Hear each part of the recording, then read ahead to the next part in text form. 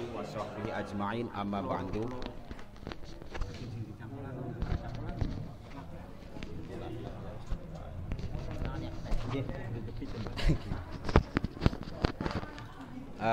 Pertama-tama yang saya hormati para alim, para ulama, para tokoh, para sesepuh masyarakat Desa Segeran, khususon kepada pengurus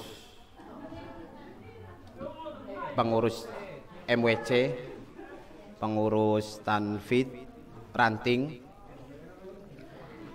khususon kepada Kiai Mu'adzam Idris, Kiai Mustafid, Kiai siapa? Perkalingan.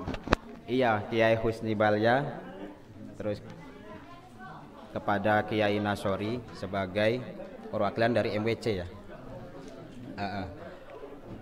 Alhamdulillah, untuk yang pertama kali pengurus ranting NU Desa Segeran ini melaksanakan kegiatan perdana lah, istilahnya perdana. Alhamdulillah juga pada kesempatan kali ini kita bisa bermuwajahah di dalam majelis yang insya Allah penuh barokah ini, amin.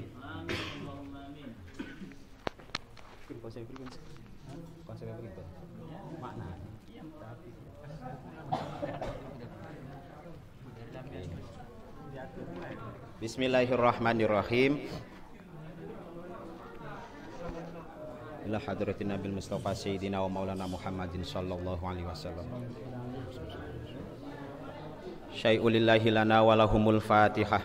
A'udzu billahi minasyaitonir rajim. Bismillahirrahmanirrahim. Alhamdulillahirabbil alamin arrahmanirrahim maliki yaumiddin. Iyyaka na'budu wa iyyaka nasta'in. Ihdinas siratal mustaqim, siratal ladzina an'amta 'alaihim waladdallin.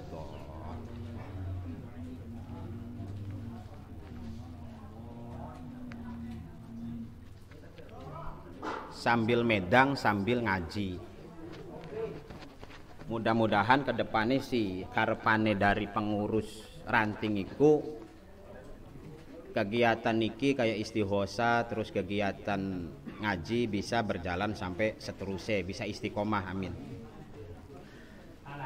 Langsung saja untuk yang pertama ini, kitab yang akan kita bacakan atau yang kami bacakan ini adalah kitab Fathul Qorib.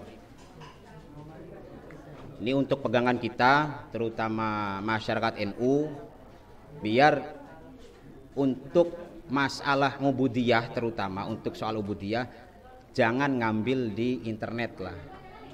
Mungkin seperti itu tujuannya ya Kang ya. Bismillahirrahmanirrahim. Alhamdulillahirabbil alamin wa sallallahu ala sayyidina Muhammadin nabi wa alihi at-tahirin wa sahabatihi ajma'in. Qala al-Qadi Abu Syuja Ahmad bin Husain ibnu Ahmad al-Asfihani radhiyallahu ta'ala anhu. Segala puji itu tetap untuk Allah subhanahu wa ta'ala. Jadi puji itu yang dimaksud puji alhamdulillah. Ini bahas puji dulu ya. Puji itu ada 4. Puji itu ada 4, puji qadim ala qadim, qadim ala hadis, hadis ala qadim, hadis ala hadis. Lah semua jenis puji ini yang berhak memiliki adalah Allah subhanahu wa ta'ala. Sebagai Tuhan, sebagai zat yang menjadi atau zat yang menguasai seluruh alam. Wa sallallahu ala sayyidina Muhammadin nabi wa alihi at-tahirin. Kemudian sholawat dan salam juga semoga kita mari kita limpahkan sholawat dan salam kepada junjungan kita Nabi besar Nabi Muhammad sallallahu alaihi wasallam dan kepada keluarga Kanjeng Nabi Muhammad sallallahu alaihi wasallam. Kitab takrib ini dibikin oleh Syekh Abi Syuja, berangkat dari Sa'alani Ba'dul Asdiqoi hafidhuhumullahu ta'ala, berangkat dari permintaan beberapa pencari ilmu ya, tolib pada waktu itu, mungkin asdiko ini diartikan ke situ, Jadi meminta kepada Syekh Abi Syuja ini untuk membuat kitab fikih an a'mala muhtasyuron fil fikhi alal mazhabil Imam Syafi'i, untuk membuat kitab ringkasan yang bermadhab Syafi'i rahimallahu ta'ala. Jadi dalam NU itu, jadi kita NU itu jangan dipahami sebagai akidah, jangan ya. NU itu organisasi. Cuman dalam organisasi ini ada beberapa ketentuan, diantaranya ya soal fikih, soal bermadhab. Madhab yang disepakati atau madhab yang diharuskan untuk masyarakat NU itu hanya dipersilakan pada 4 madhab: Maliki, Hanafi, Syafi'i, dan Hambali. Nah, di Indonesia ini mayoritasnya madhabnya Syafi'i. Kalau mazhab lain gimana? Ya mangga silakan.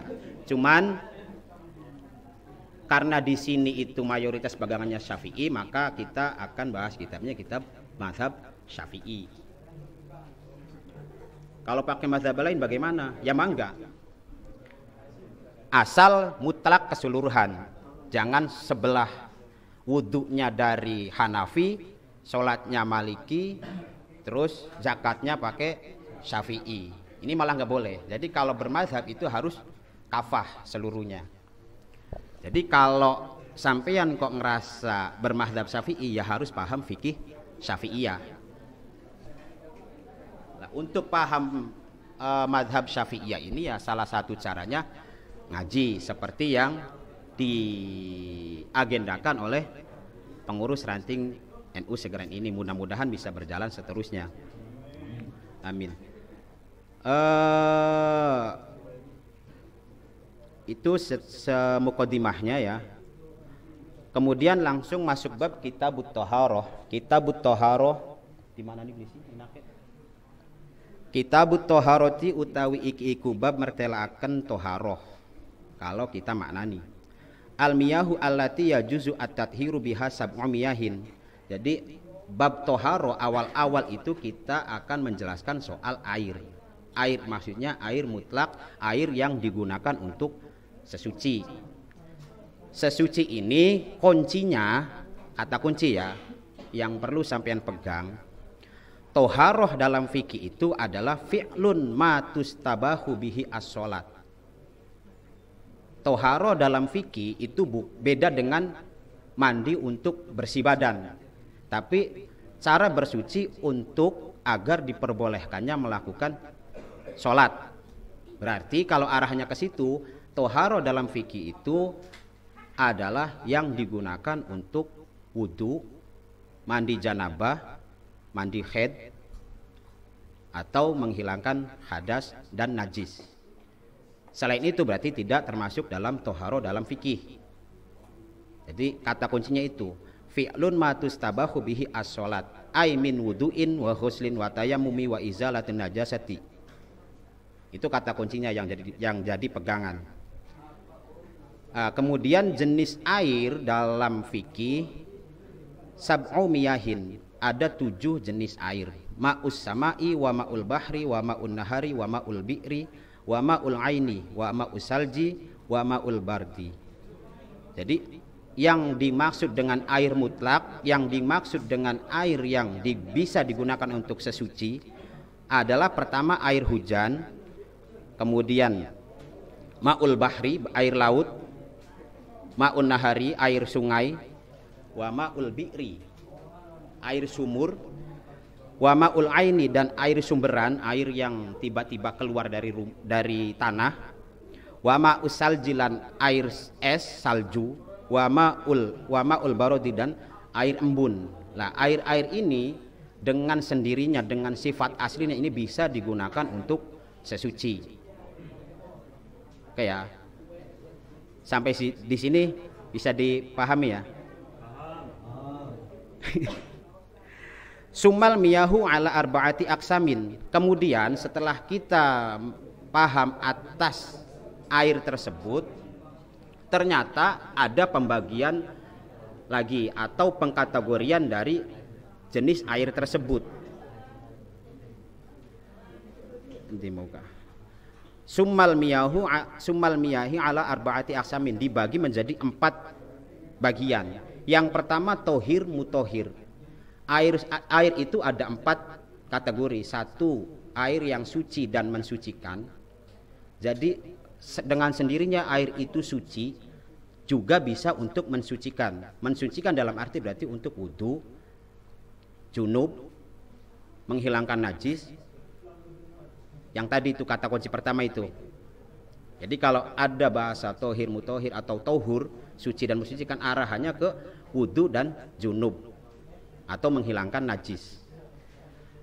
Lah, tohir mutohir yang pertama, tohir mutohir ghairu makruhin, yang tidak dimakruhan isti'maluhu, yang tidak dimakruhan untuk digunakan. Wahwa al-ma'ul mutlak. Ma'ul mutlak itu yang 7 macam tadi, 7 air itu ma'ul mutlak. Jadi 7-7-nya yang tadi disebutkan itu sah untuk kita gunakan untuk bersuci. Tidak makruh, tidak haram, apalagi tidak. Mutlak boleh digunakan. Kemudian tohir mutohir makruhun. Ada juga jenis yang kedua, air itu suci dan juga bisa mensucikan, tapi makruh. Makruhun isti'maluhu, makruh untuk digunakan. Apa itu? Wahwa al-ma'u al-musyammas, air yang dipanaskan. Panas dengan maksud alamiah. Alamiah kena sinar matahari. Ma'ul musyammas. Jadi ma'ul musyammas itu suci, mensucikan, tapi makruh untuk kita gunakan bersuci. Makruh, ma'ul musyammas. Jadi ma'ul musyammas itu ketentuannya air itu ada di sebuah wadah dan wadah itu terbuat dari logam. Ketika ditaruh di lapangan kemudian kena matahari panas, itu makruh untuk kita gunakan. Boleh enggak? Boleh. Sah enggak bersucinya? Sah. Tapi makruh. Kemudian wa tohirun ghairu mutohir li ghairihi. Ada juga air yang jenis ketiga ini suci tapi tidak bisa mensucikan untuk selainnya. Airnya suci tapi tidak bisa digunakan untuk mensucikan. Mensucikan tadi kembali ke kata kunci pertama, yaitu untuk wudu, mandi janabah dan menghilangkan najis. Tidak bisa mensucikan untuk selainnya. Apa itu airnya? Wahwa al-ma'u al-mustakmal, air mustakmal. Air mustakmal ini tidak boleh digunakan. Tidak boleh digunakan untuk sesuci. Sesuci itu tadi, kata kunci itu tadi, wudu, janabah dan izalatun najis. Kalau untuk mandi bagaimana? Sekedar mandi biasa maksudnya. Sekedar mandi biasa itu hanya untuk misal menghilangkan keringat, menghilangkan kotoran, ya mangga sah karena itu suci. Tapi kalau untuk janabah mustakmal tidak boleh digunakan. Nah, yang perlu kita pahami bersama, ini kadangkala banyak yang kurang memahami dalam bahasa mustakmal. Tadi masih ingat ya, makanya saya beri gambaran kata kunci pertama itu ketika ada bahasa sesuci berarti arahannya ke wudu, junub, menghilangkan najis. Itu mandi juga termasuk mandi sunnah, itu kata kuncinya ya. Artinya ketika ada bahasa mustakmal itu berarti air yang digunakan untuk wudu, junub dan menghilangkan najis. Kalau tidak digunakan untuk itu berarti tidak disebut sebagai mustakmal. Kayak berarti mustakmal itu dikaitkan dengan kata kunci tadi.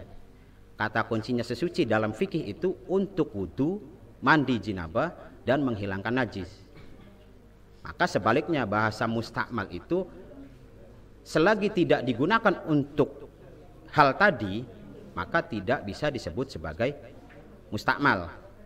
Misalkan tiba-tiba ngobok air yang 1 ember, itu tidak mustakmal.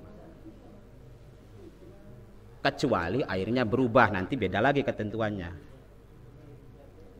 Oke ya. Yang ketiga, ma'ul mustakmal. Wal mutahoyir bima kholatohu minat tohiroti. Air yang suci dan kemudian tidak bisa digunakan untuk bersuci. Yang pertama tadi mustakmal, yang kedua adalah air yang berubah. Air yang berubah tahoyur dengan perkara yang suci.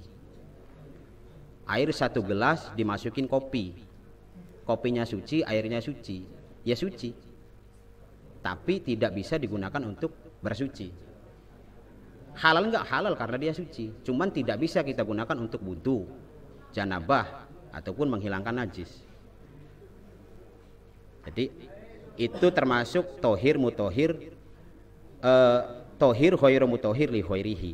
Kemudian yang keempat adalah maun najasi, air najis. Wa huwa alladzi halat fihi najasah, air yang terkena najis. Ada air kemudian kejatuhan najis, maka itu namanya air najis atau mutanajis yang tertiba najis. Nah ini otomatis nggak bisa digunakan untuk bersuci. Kemudian